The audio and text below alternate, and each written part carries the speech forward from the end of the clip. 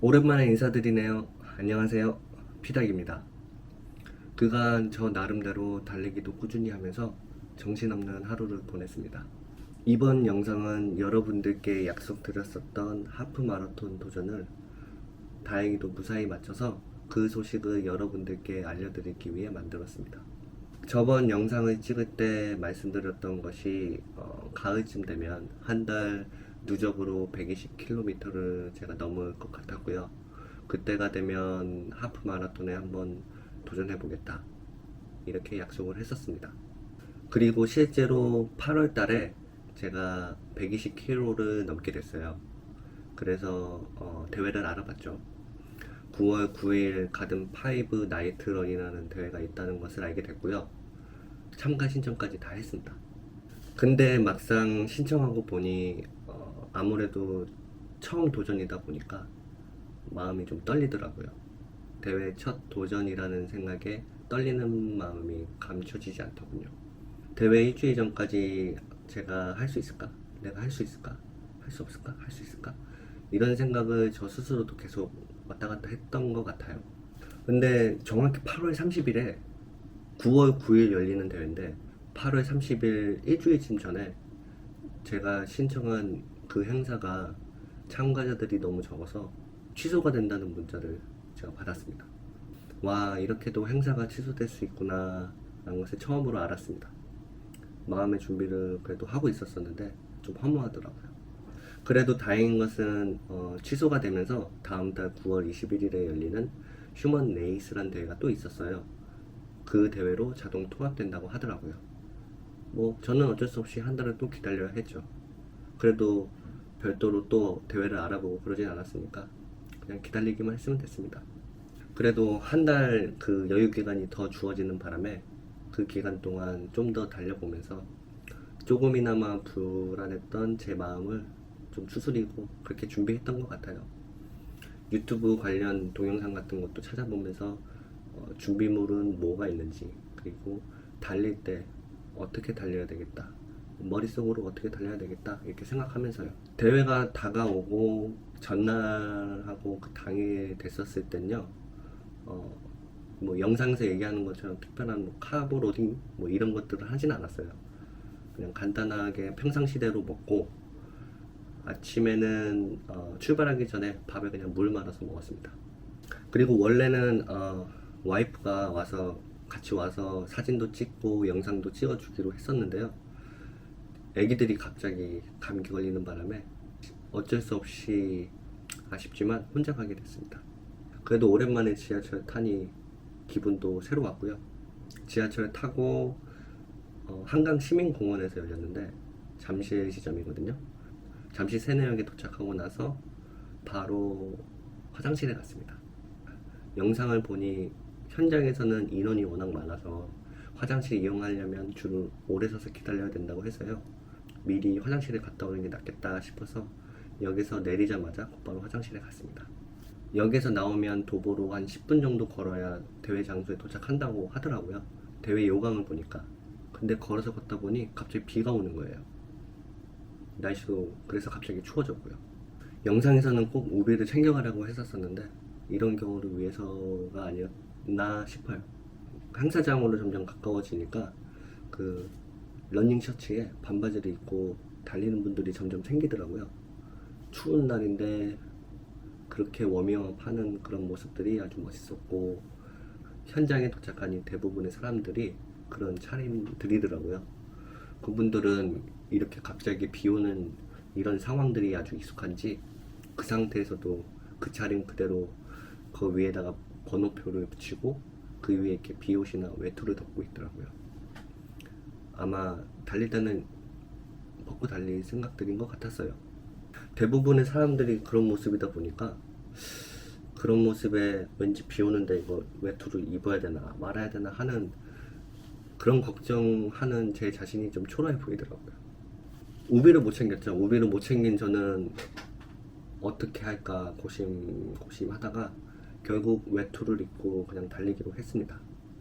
외투를 벗고 달리면 속에 트레이닝복만 입고 있었거든요. 그래서 트레이닝복만 입고 달리면 나중에 감기에 걸릴 것 같아서 왠지 그럴 것 같아서 저는 외투를 입고 달리기로 결정을 했습니다.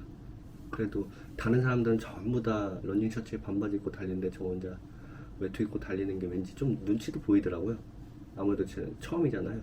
그리고 주변에 다 잘 달리는 사람들처럼 보이는 사람들만 있으니까 왠지 좀 주눅도 들고 좀 그런 눈치도 좀 보이더라고요. 근데 제가 일단 외투를 입고 받은 그 번호표를 외투 위에다가 이렇게 딱 붙이니까 저 같은 생각을 하고 있는 사람들이 좀 많았나 봐요. 점점 하나둘 생기더라고요. 외투를 입고 번호표를 붙이는 사람들이 점점 생기더라고요. 9시 정각 되기 전에 스트레칭을 좀 하고 방송에서도 그렇게 했고요. 카운트다운이 되면서 달리기가 시작됐습니다. 방송에선 하프 마라톤 주자, 그리고 10km 마라톤, 그리고 5km 마라톤 이렇게 세 파트가 있었었는데요. 먼저 하프 마라톤 주자들만 먼저 달리라고 방송에서 했었거든요. 근데 아무래도 밖에서 하는 행사다 보니까 방송을 듣지 못했는지 몇몇 10km, 5km 주자들도 같이 달려나가더라고요. 저 같은 경우에는 어차피 첫 대회고 완주를 목적으로 달리기로 했으니까 하프 주자들 뒤쪽에서 했었거든요.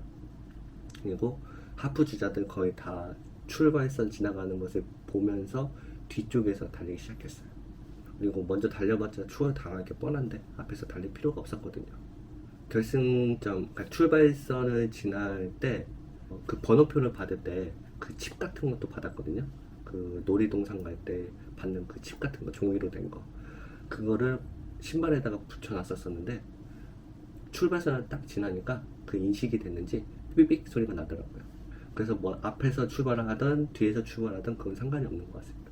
그 선을 지나면서 그때부터 측정이 시작이 되는 거니까요. 달리는 동안에는 제가 목표로 했던 초반 레이스를 유지하려고 했습니다.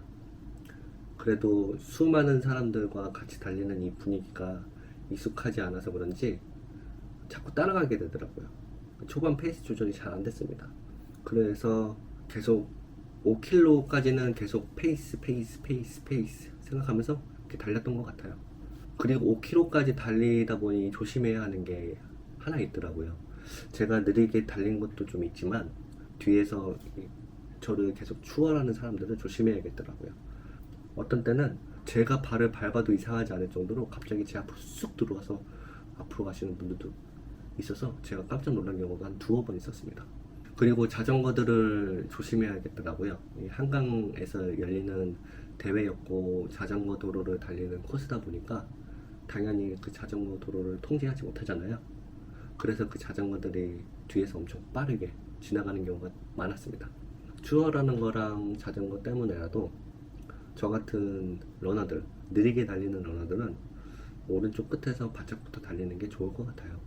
그리고 달리는 도중 제가 느꼈던 점이 인터넷에서 대회 요강을 봤었을 땐 2.5km마다 급수대가 있다고 했었었는데 제가 못 본 건지 모르겠지만 안 보이더라고요.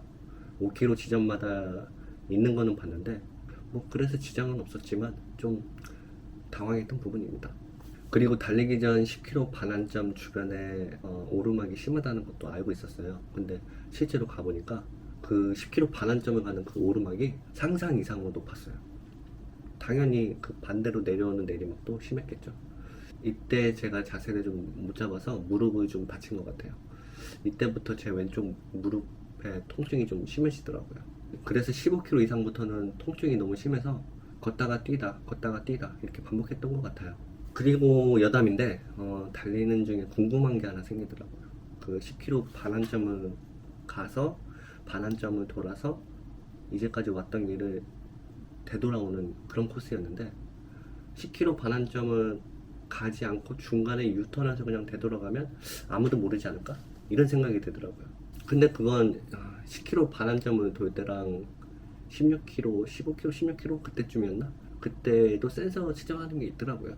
아마 저랑 같은 생각을 실제로 행동으로 옮겼던 사람들이 있었나 봐요. 또 한 가지가 있다면 다음부터는 누구랑 같이 달리는 그런 경우가 아니라 저 혼자 이렇게 똑같이 참가해야 되는 상황이라면 제가 아는 코스나 달려갔던 지역에서 열리는 그런 대회에 참가하는 게 좋을 것 같아요. 전혀 모르는 코스를 이렇게 달려보니까 중간중간 달릴 때마다 그 마라톤 코스에 대한 안내 표시라든가 그런 게 잘 돼 있었는데도 불구하고 제가 길을 좀 잘 못 찾기도 해서 좀 헷갈리는 부분들이 많았습니다. 빠지는 코스들도 엄청 많았고요. 그리고 실제로 딴 길로 가는 사람을 제가 봤어요. 마지막에 거의 쩔뚝대다시피 해서 완주는 했는데 그래도 완주하고 나니까 생각보다는 쉬웠던 것 같아요. 그간 달려온 게 도움이 됐었는지 막 쓰러질 정도로 이렇게 힘들진 않더라고요. 후반에 무릎 통증만 없었으면 좀 더 빨리 도착할 수 있지 않을까 이런 아쉬움은 남았어요. 그래도 첫 대회니까 무리하지 말고 완주의 목적을 두었으니까 나름 만족감을 느꼈습니다. 집에 오는 길은 고통이었어요. 무릎이 아프잖아요. 아픈 무릎을 붙잡고 걸어서 지하철역까지 걸어가고 환승하고 돌아오는 그 길이 너무 힘들었어요. 이런 이유 때문에라도 가능하면 앞으로는 제가 사는 곳하고 가까운 곳이나 제가 아는 코스 그런 데가 있는 대회에 참가해야 할 것 같아요. 자, 이제 하프 마라톤 완주에 성공했습니다. 그동안 2년, 3년 넘게 달려오면서 그래도 꿈꿨던 것을 이제 뭐 겨우 하나 성공했지만 달리는 걸 정말 싫어했던 제가 이렇게 달리는 것의 기쁨을 알게 되고 그리고 달리고 난 후에 성취감, 그 쾌감을 알게 되니까 기분이 새로워요. 내년쯤에는 기록 단축을 한번 목적으로 하프 마라톤 한번 더 도전해볼까 생각 중입니다. 지금까지 영상을 봐주셔서 감사합니다. 나중에 또 뵙겠습니다.